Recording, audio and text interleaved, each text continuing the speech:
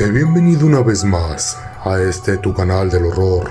El día de hoy te traigo un caso que en su tiempo fue bastante controversial, y es que hablamos de uno de los casos más grandes y misteriosos que existen en el tema de lo paranormal y lo desconocido. Una historia que te helará la sangre recordar. Hablemos entonces de la historia real de Anneliese Michel. Los hechos que inspiraron a la película El exorcismo de Emily Rose.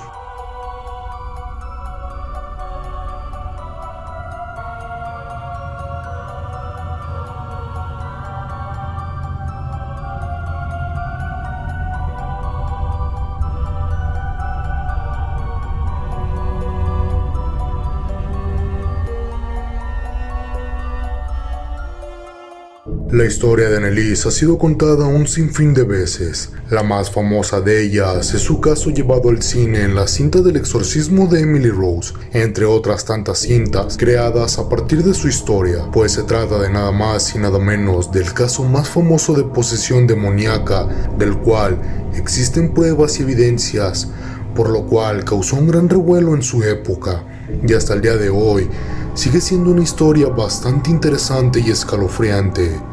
Porque a quien no le hiela la sangre escuchar la evidencia que existe de dicha posesión.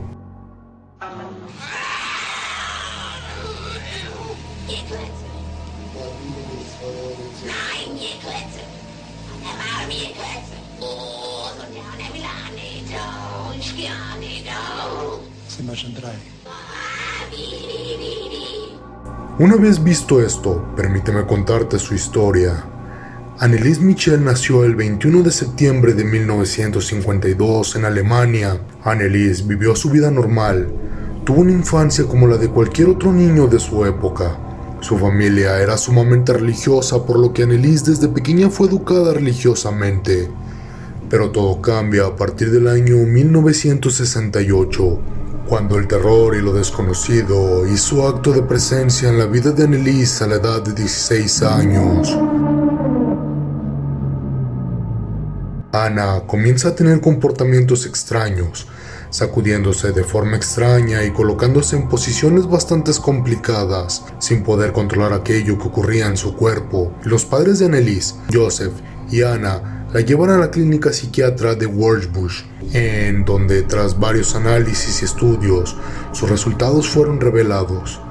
Anneliese sufría de episodios de epilepsia, por lo cual se comenzó con su tratamiento, el cual sería bastante largo, por no decir que de por vida, para Anneliese. Pero pasados los días, incluso los meses, el tratamiento no funciona. Incluso su estado de salud y sus episodios empeoran, y aquí es donde empezaría el declive en su salud, tanto física como mental, sumergiéndose en una profunda depresión, y los medicamentos, lejos de hacerle un bien, no aportaban nada a su mejoramiento. Anneliese comienza a mostrar síntomas de algo más que solo epilepsia. La chica comienza a tener visiones diabólicas, sobre todo cuando Anneliese se encontraba rezando. 2 años después, en 1970, se comienza a hacer comparaciones entre los episodios de convulsiones de otras personas y los de Anneliese, dando como resultado en que los episodios de Anneliese eran más traumáticos, más bruscos, más violentos, pero lo que comenzaría por aterrar a todos sus familiares, fieles creyentes de su religión, es que Anneliese afirmaba encontrarse poseída. Y a partir de estas afirmaciones, la salud de Anneliese empeora. Después de un tercer episodio de crisis, Anneliese es ingresada y recetada con su primer anticonvulsivo. Pero pasa algo curioso. A pesar de esto, sus crisis no paran, siendo igual de agresivas y violentas, incluso más que antes. Pero este medicamento, a pesar de no estar haciendo su trabajo, Anneliese comienza a sufrir los efectos secundarios de dicho fármaco, dañando su cerebro, haciéndolo que pierda sodio, efecto que comienza a hacer que la chica pierda el apetito. Se cumplen 3 años desde que comenzó Anneliese con todo este mal y ninguna mejora o alguna medicina logra hacer algún cambio notorio. Pero los doctores quedan sorprendidos después de que en una revisión al estado de Anneliese, esta hace mención de algo bastante aterrador. Varios demonios me obligan a convulsionarme y a hacer cosas horribles, por lo cual pidió ayuda espiritual, más en específico, un exorcismo. Pero pese a ver el estado de la chica, dicho ritual se le es negado. Su estado empeora y un medicamento hace que sus convulsiones ahora sean más seguidas. A esto sumado que la joven decía varias voces la seguían. Dichas voces solo le decían una cosa: vas a quemarte en el infierno. Ella solo hizo mención de estas voces en una ocasión con los doctores, explicándoles que a partir de esto comenzaron a darle órdenes, pero como esto salía del control de los médicos, dichas personas fueron incapaces de ayudarla. Incluso se le llegó a recetar otra medicina, periacicina, que es un tipo de fenotiacina con propiedades similares a las de la clorpromacina. Se usa en el tratamiento de distintas psicosis, incluyendo la esquizofrenia y la conducta desviada, pero solo empeoró su estado, por lo cual Anneliese perdió toda esperanza de que alguna medicina, algún fármaco curara o al menos disminuyera todo aquello que la atormentaba. La historia vuelve a dar un brinco más exacto al verano de 1973. Es aquí cuando su familia, al haber perdido fe en la medicina, deciden buscar la ayuda de varios pastores, pero recibían siempre la misma respuesta. Se negaban rotundamente a ayudarla y les pedían dejaran a su hija en manos de los doctores. Sin embargo, alguien les pasa un dato curioso, que de hecho no muchos saben, y es que a los padres de Anneliese se les informó de los requisitos para llevar a cabo un exorcismo. Para que la iglesia reconozca un caso de posesión demoníaca, se deben cumplir dichos puntos. 1. La persona debe tener aversión por todo lo religioso, desde un rezo hasta al acercarle a algún objeto religioso, dígase crucifijo, dígase rosario. Demostrar una fuerza sobrehumana y un requisito más: hablar en lenguas que dicha persona no tenía conocimiento de ellas. Señalemos que Anneliese se entera de todos estos requisitos, y en 1974 un pastor comenzó a supervisar el problema de Anneliese, Ernest Alt, mismo que solicitó llevar a cabo un exorcismo, pero dicha petición fue negada y solo le dieron la instrucción de hacer que Anneliese viviera una vida aún más religiosa. Pero las recomendaciones no sirvieron de nada. Todo lo contrario, Anneliese continuó hablando de las caras malvadas que veía en el transcurso del día o cuando rezaba. La conducta de Anna empieza a tornarse violenta. Comienza por agredir, golpear y morder a sus familiares. Se había destrozado las rodillas en ataques de genuflexión compulsiva, 600 al día. La genuflexión es un gesto por medio del cual los fieles cristianos adoran a Jesucristo, presente en las especies eucarísticas.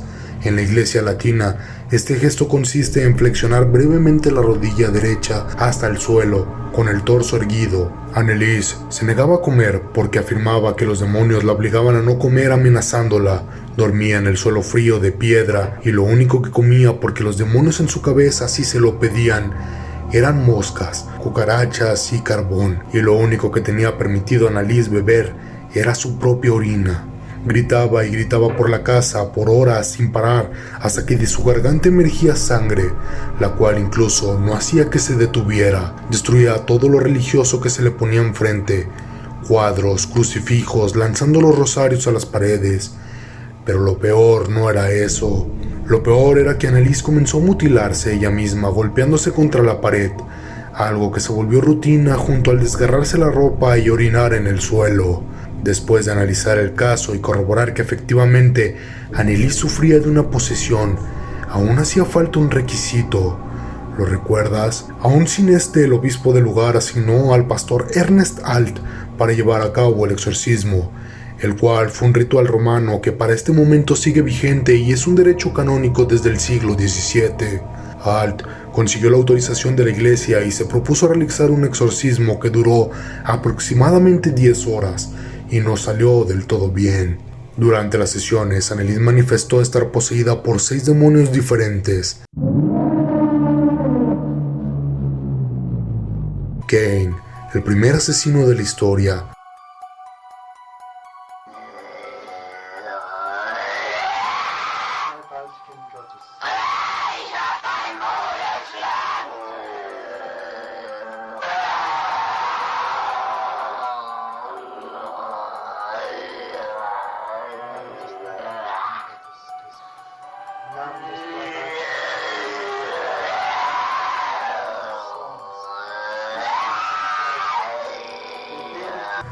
Judas Iscariote, el traidor de Jesucristo.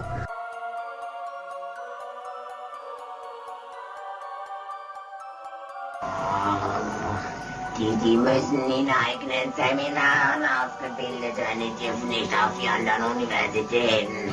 Kapiert? Klar. Ist da sonst noch etwas zu sagen?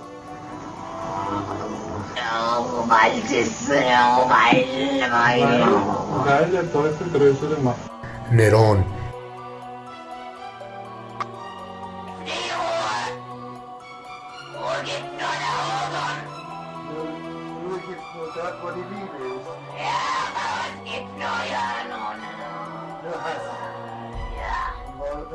Da gibt's keine Ruhe. Nein, und für uns gibt's nie Ruhe. Nie!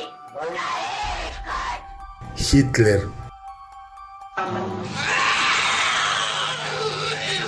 Gekletze. Nein, Gekletze. Er war mir Gekletze. Oh, so der will auch nicht. Oh, ich geh auch nicht. Oh. Sind wir schon 3. Wie. Was ist so der Schmarrn? Un sacerdote del siglo XVI, de apellido Fleischmann.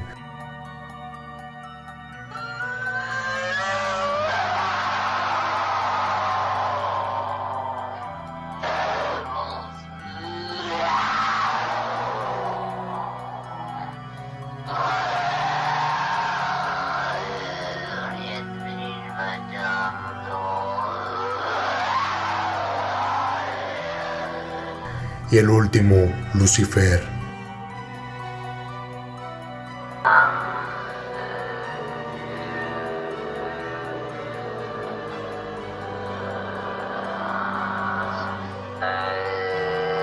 im Namen deines seligen Jungfrau, im Namen Jesu, befehle ich dir auszufahren.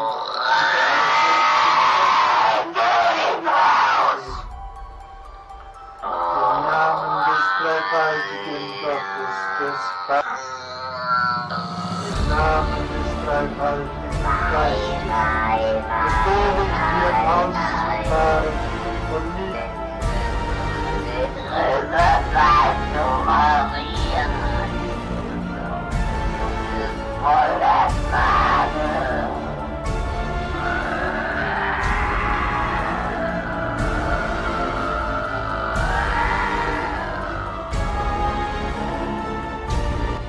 Durante un año entero se le practicaron diversos exorcismos.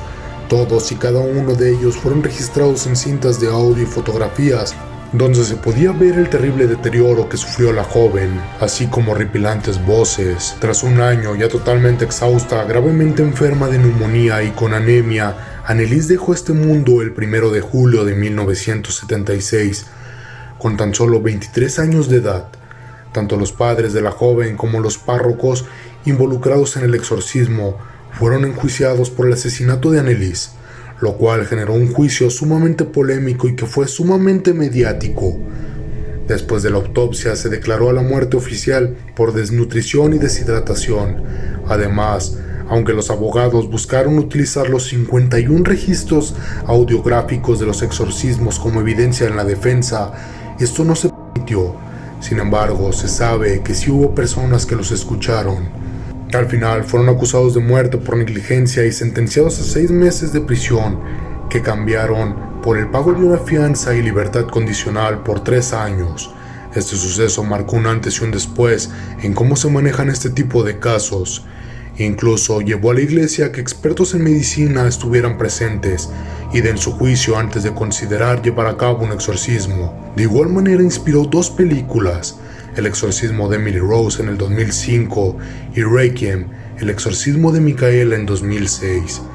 Como un dato curioso para finalizar el caso, existen fotos del día de su velorio, en el cual los creyentes de esto dicen poder apreciar una garra diabólica sobre el ataúd de Anneliese. Años después, con el caso aún abierto y a fin de encontrar pruebas que defendieran a los sacerdotes, nació la leyenda de que su cuerpo no había entrado en estado de putrefacción después de varios años.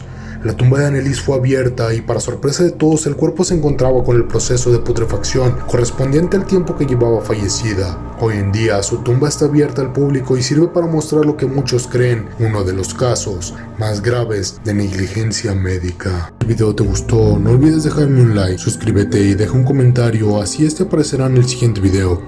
Ayúdame compartiendo el video con tus amigos y activa la campana de notificaciones para que YouTube te avise cada que suba video. Yo fui Frank y te veré en el próximo video.